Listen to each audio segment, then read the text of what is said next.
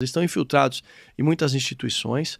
Agora, em todas, eu acho que é complicado. Tem um outro caso de desvio de conduta dos policiais? Tem, mas quando a gente identifica, eu tenho o devido processo legal, claro, mas é expulsão e demissão garantida para qualquer desvio de conduta, ainda mais envolvimento com crime organizado. Tá. Agora, os outros setores, cara, eles se infiltraram bastante. Nós tivemos operação no transporte municipal, como eu mencionei aqui. Tem um inquérito grande mesmo, que está investigando a lavagem de dinheiro com postos de combustíveis, que envolve o PCC, e a gente vai atrás até o final. Assim, o que o pessoal percebeu já na nossa gestão é a mudança de comportamento e que a gente não tem medo de enfrentar o desafio, né? Agora eles, de fato, se infiltraram, inclusive na política.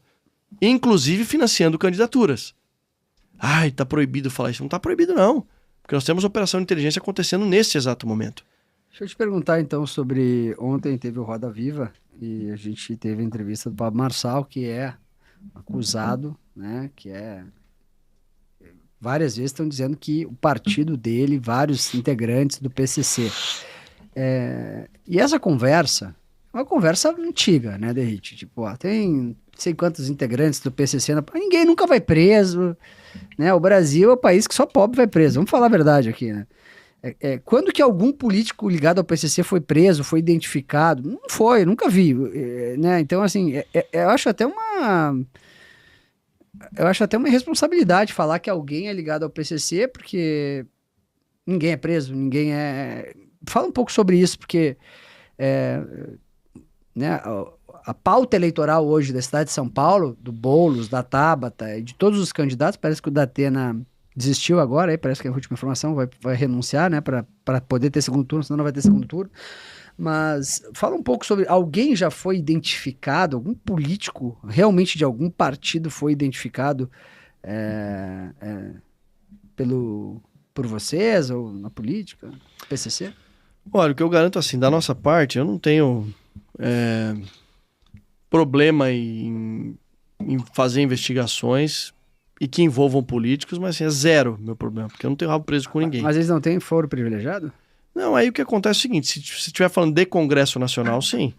Então, em determinado momento de alguma investigação nossa, identificou ter participação de deputado federal ou senador, de fato, aí o responsável por tocar inquérito, investigar, é o STF diretamente, coisa que eu sou contra, inclusive, o chamado foro privilegiado. Agora, que o PCC... ele financia candidaturas, isso daí já foi objeto até de delação premiada no STF,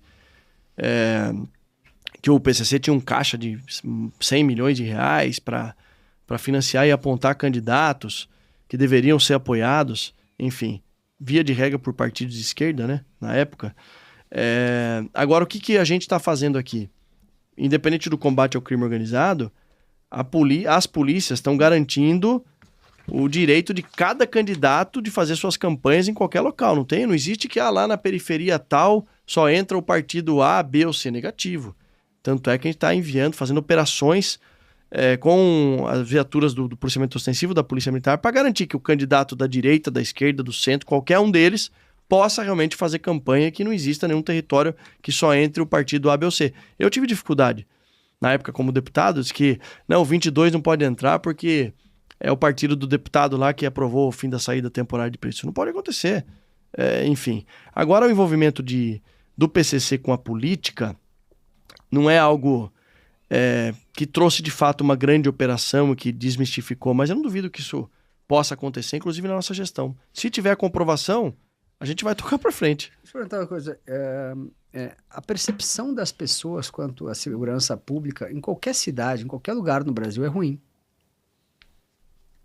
A gente tem um a cada três paulistanos já tiveram um celular roubado. Como mudar a percepção das pessoas? Porque eu percebo que vocês estão fazendo um trabalho muito sério e muito efetivo. Está dando certo o trabalho de vocês. Os números comprovam, né? Os números comprovam. A gente está com a menor... Mas como... Eu entendi. Mas como transformar o número em percepção? Em percepção. Essa é a pergunta, porque o presidente Bolsonaro fez muita coisa legal. Só que a comunicação era uma bosta. Né? Então ele acabou caindo por causa do problema de comunicação. E eu fui um grande combatente disso por anos no governo, né? Inclusive falei para o Tarcísio várias vezes, gente, pelo amor de Deus, né? Como como mudar a percepção das pessoas? Como fazer isso de forma que as pessoas consigam enxergar que nós estamos evoluindo?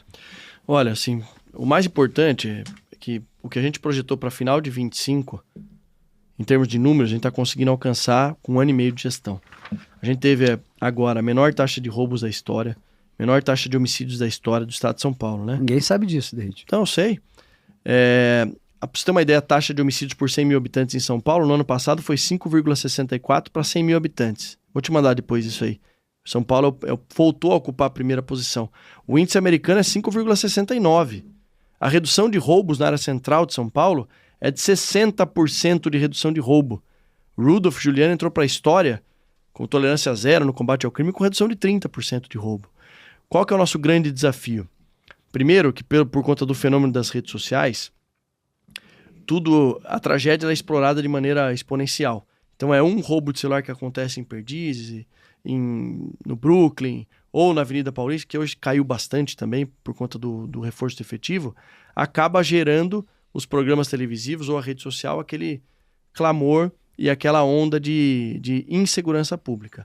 Para atacar a percepção, está dentro do nosso cronograma da gestão dos 4 anos de aumento de efetivo, com mais de 23.500 policiais a mais contratados ao longo da gestão, instalações de novas bases policiais, reaproveitamento de veteranos para o serviço administrativo. Então eu não quero policial combatente trabalhando na administração, eu vou recontratar veterano para fazer serviço administrativo, 5 mil até o final da gestão, e colocar 5 mil novos policiais. Tu acha que a ostensividade ajuda na contenção? Mas muito.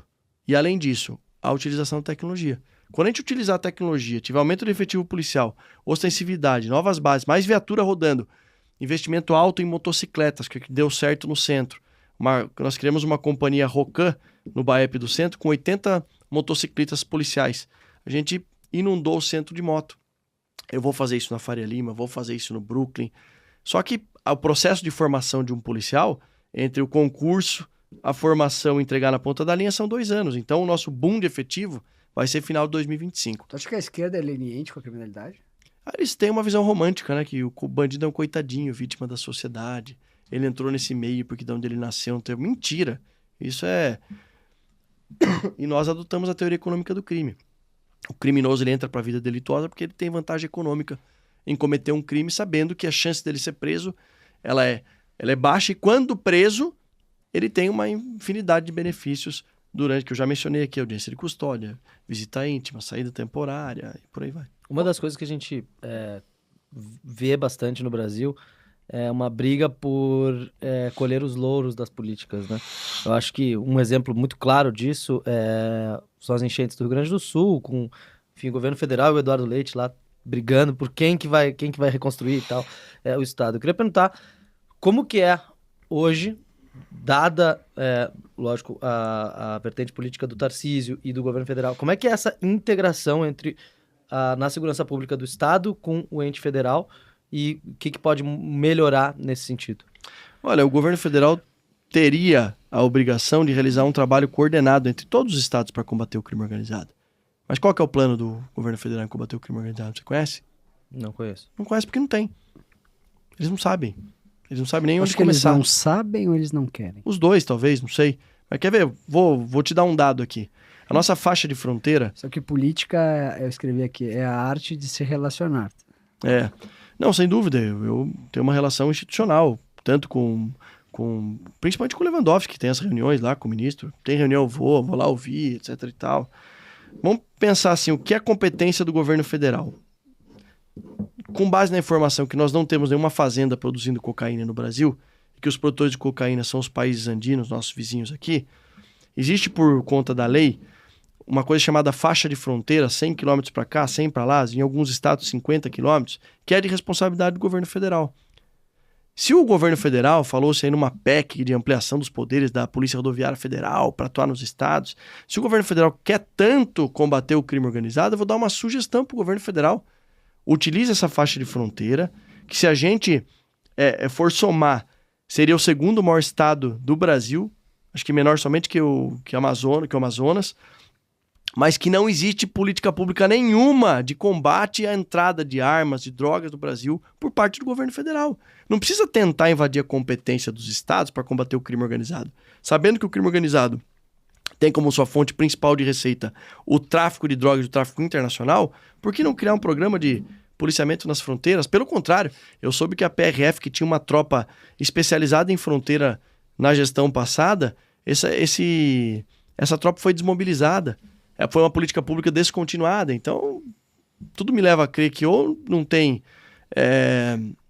tanta segurança no tema, não tanta prioridade, ou não tem interesse em combater o crime organizado. O STF avança a passos largos para descriminalizar a maconha. Tu é favorável? É um absurdo isso, né? Tu acha que maconha é a porta de entrada para as outras drogas? Claro, não vou falar nem da questão... Claro? Tu acha que claro? Sem dúvida alguma. Segurança pública? Quase nada. Mas... Coleta acha que não.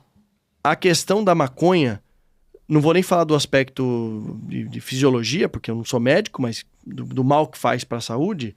Mas a questão é a seguinte, existe uma cadeia lista produzindo maconha no Brasil? Qual a empresa que produz, paga imposto, gera emprego? Tem? Não tem. Então uma decisão como essa fortalece quem? O crime organizado.